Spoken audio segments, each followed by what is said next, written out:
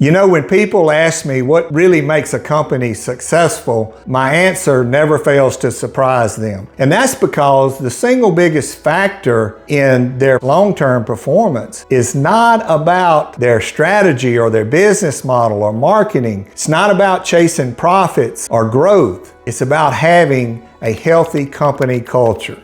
I'm Joey Havens, former CEO of a top 30 CPA firm in the US. I'm author of Leading with Significance, and today I want to share with you why company culture is the single biggest factor in company performance and how you can grow that culture in your company the right way. So what do I mean by healthy company culture? Well, every company has a set of priorities. Whether they really realize it or not, they've got priorities. And that top priority is what receives the most attention and receives the most resources. In my experience, the most common top priorities for companies is one of two things: growth. In other words, growth is our top priority, and we're going to put all our resources, all our efforts towards making sure we grow the company. And others might holler client service. Our top priority is all about our clients. Now, both of these sound great, but they have consequences, as all choices do. And what happens with these top priorities is that your people finish last. And when people finish last, you end up having a culture and you have team members who are burned out, they're stressed, they end up lacking meaning in what they're doing, they don't understand why their role is important. And although these priorities, growth, profit, client service, you can have some short-term wins, but the long-term cost of those wins can be quite crippling to the future of the company. And another reason why companies tend to have these as their top priorities is because they feel like they have more control. They know they need growth to have opportunity for people, and they feel like they have more control when they make growth the top priority. But you know, Patrick Lencioni wrote the book, The Advantage. And in The Advantage, he pointed out to us that most companies spend 90% of their time on the smart side of the ledger. In other words, on strategy, growth, profits, client service, and only 10% of their time on people. And in his book, he goes on to come to the conclusion that the only true distinctive competitive advantage you can have for the long term is a healthy company culture, is a people-first culture. So when I became CEO, we decided to flip those priorities and we put people first. People, our company culture would be our number one priority. Clients would be our number two priority because they're so interconnected. And then growth would actually be a result of getting priority 1 and 2 correct. So under my leadership, and we announced this to the entire firm, we are now making our company culture, which we call the WISE firm, and we're making it our number one priority. We'll do our planning, our resource allocation, all of our initiatives will first be about, are we creating a people-first environment where people can thrive? And it was by being intentional that we began our journey of having a very healthy company culture. Now again, the primary reason we did that is that we believed that for long-term performance and long-term growth and to have exponential growth, that if we got the people side of the equation right, growth would be the result and that we would have exponential opportunities if we provided those kind of opportunities to our people. Now, when I say people first, most people draw back. Most leaders, most organizations draw back a little bit because they have some misconceptions about what that really means. When leaders hear we're a people-first culture, they begin to think in their mind, well, that means that you're willing to accept mediocrity, that it's all about being nice and polite, that your team members run the ship. They associate it with all of these be happy things like bring your pet to work, wear blue jeans on Friday, take Fridays off, just whatever the latest fad is in trying to create happiness in the workplace. place. And it's not that those things are inherently bad. It's just that that's not what a people-first culture is about. But the bottom line is, when you say people-first culture, most people think about the loss of control,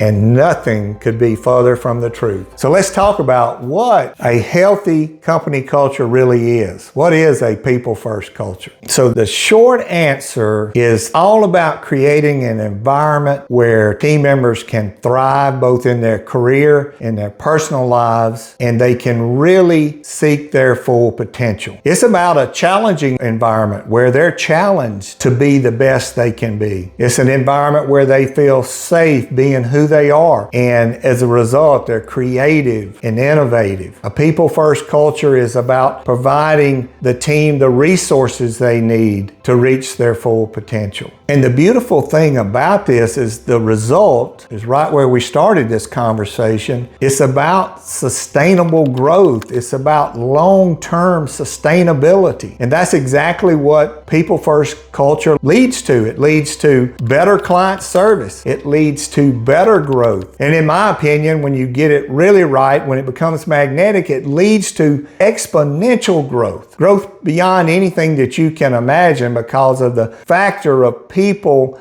as they are growing up in this healthy culture and they're able to reach their full potential. The teams start to reach their full potential. The company starts to reach its full potential. And all of that multiplied together leads to exponential growth. Exponential results. Just remember, it's never about bringing your cat to work. It's never about a free lunch. It's about creating an environment where people can thrive, and it's really the best results-oriented way you can lead. So that's why building a people-first culture is so important for high-performing companies, for your long-term success, and for sustainability. But when I talk to leaders, and as I coach leaders, and as I observe other companies, it's very obvious that many of those leaders don't understand people first, and they fall into the trap, the beliefs and assumptions of the 5 primary myths around people first. And these 5 myths actually represent beliefs that people have. And when they have those beliefs, that affects their words and their actions, and therefore they fail when they try to implement a people first culture. And that's why I want to talk through and explain each one of these myths, why they're false, and in a people first culture, what really happens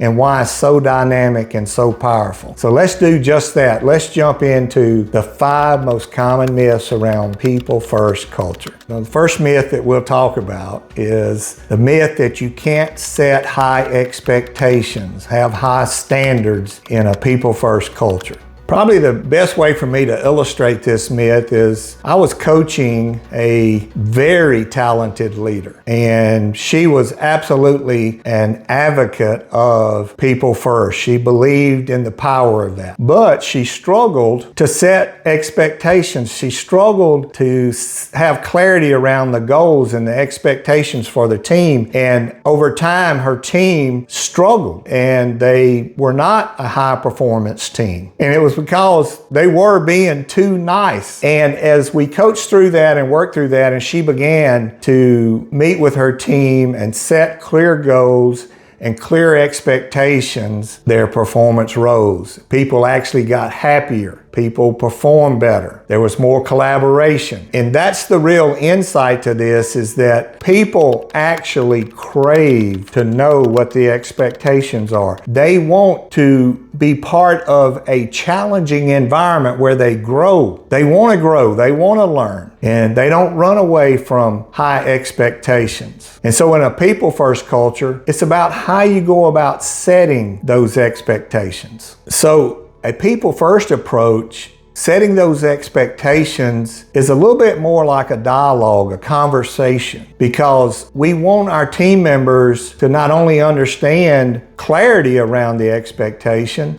we want them to know why that expectation is there, and we want their input on those expectations. We want to know how it aligns with their goals and what they want to get done. And we want them to understand why it's important and why their role is important. And it's actually this dialogue, this collaboration around what are our expectations, what are our goals, what are our performance standards that allows you to create a lot more engagement from your team. They'll take ownership of that when they feel like they've had a part in helping set that and that they understand why that's the expectation. The best people-first companies actually have very high standards, but they are delivered and set with respect and care and dialogue. So let's move to myth number 2, which is in a people-first culture, you can't give constructive feedback. You can't deliver negative feedback. And nothing could be further from the truth. But again, let's look at a real example. A CEO that I was coaching had a star performer, and this star performer knocked it out of the park on so many things. So far advanced than many of the other members of the team that the CEO was really out of fear, was afraid to really give feedback to the star performer on a couple of areas where he needed her to improve her performance. And as we walked through that and talked about it, and this lack of performance in these areas was holding the company back and the team back in certain ways, we talked about the fact that if she really cared, if you really care about this star performer, and quite frankly, if you want this star performer to reach her full potential, you'll share this feedback with her. And to feed forward, she shared that feedback. The star performer thanked her for that. And again, what did they do? They just accelerated everything they were doing. And the reason is that in a people-first culture, it's about giving that feedback the right way. It's about timely feedback and giving it with respect and with the confirmation that you believe in the team member and that you're sharing that feedback for growth, that you want to see them reach their full potential, that you care about them being successful. And when the feedback's delivered under those terms, not held for 6 months to the annual review, and it shows up as a surprise, real feedback and feedback that's effective is timely. It happens when it's fresh on people's minds. Now, not when you're mad, or if you're mad about a certain event, but it's done in a very respectful and caring way. And people are able to receive that. And here's the truth, and here's a real insight. We all crave feedback to be better. When we get it in a respectful way, when it doesn't make us a bad person, when it comes from a trusted source, when it comes from somebody that we know cares about us, we digest that feedback and we get better. So remember this, people-first culture is not about avoiding hard conversations. It's about having them with respect and clarity and in a timely manner. It's about coming from a trusted, connected leader. When you get this right, when you get feedback right in people-first cultures, there's actually more hard conversations, there's more feedback, there's more growth, and therefore there's more people reaching their full potential. And always remember, people want to know how they're doing. And that means that in a people-first culture, people are also hearing affirmation when they're doing things right. Not all feedback is constructive feedback. And so another benefit of a people-first culture is that that feedback is continuous, is timely, some of it's positive, and some of it is constructive. So the third myth around people-first culture is that you can't create real urgency about getting things done, that stresses people. You know, this, as I worked through this with our team, this was a growth area for me because I had a tendency to make too many things urgent. And when everything's urgent, nothing is urgent. And in fact, I call that chaos. And that's exactly what you get because team members freeze. And you see this in a lot of companies and with a lot of leaders. They want to make everything urgent, and that urgency comes from panic and fear and poor planning, competing priorities. That urgency comes for all the wrong reasons. And so in a people-first culture, you absolutely can create urgency, and in fact, the team will help you create that urgency. But it's done in a way where people understand why do we have urgency on this? Why does it matter? How does it affect our client? How does it affect our team? How does it affect me? In other words, people understand the why behind the urgency. So when you create urgency in a people-first environment, it's about doing that in a very controlled and reasoned way, not creating chaos. And as you grow your people-first culture, some of the things you can do is help people understand why certain tasks or projects affect bigger outcomes. Having that discussion, letting team members help set timelines, letting team members have input into what should be the urgency about this to make sure we get from point A to point B. And one of the things I had to learn to do that helped urgency and having healthy urgency was celebrating when the team or when an individual team member handled that urgency and got it done. And you know, the other thing in a people-first culture, when you see something that's moving slow and you're concerned, approach it with a curiosity to understand first why. It could be that they don't have the resources they need. It could be that we've given them conflicting priorities. But start, when something's off track, start with that curiosity of understanding why. What's holding up the project before we get into that panic and the higher tone in our voice. And so to wrap this myth up, which is a false myth, is that you can have healthy urgency in a team, in a people-first culture, and you will get incredible results. And when people understand why behind the urgency, they tend to lean in more and you get more done. Now, the fourth myth, and probably the most dangerous myth, the myth that drives most leaders and companies away from people first, is that if you prioritize people first, your clients are going to suffer. In other words, people first means clients don't get what they need. And that is simply a false choice. Now, they're interconnected. People and clients and customers are interconnected, but actually in a people first culture, clients get better service. I was brought into coaching the CEO of a service company who had this very myth. In other words, they were very demanding client service before people, because if I don't make sure everybody understands that it's client service first, then our client service will suffer. As I began to work with this executive, I helped him see that this mindset actually hurts both. It hurts your people side and it hurts your customer side. And as we worked through that together, he gained confidence in the fact that he could put his people first, and as a result, they would put the customers first. And that's actually what the research and all the findings and my personal experience in leading a team that served clients across the U.S. is that when people know you care, when you created an environment where they can thrive, where they feel safe, where they can reach their full potential, when they know you care, they will care about serving those clients. As we got more focused on our people, our client service went up. We went from having a few raving cheerleaders to having a lot of raving cheerleaders as clients. And it was because when people knew we valued them, when they knew that their work mattered, they became more valuable. Myth number 5, and the final myth that we're going to cover, is that in a people-first culture, you can't fire anybody. How can you fire somebody when you've got a people-first culture? Again, another very false assumption and belief. And I know from personal experience that this myth keeps leaders and keeps companies from getting people first right.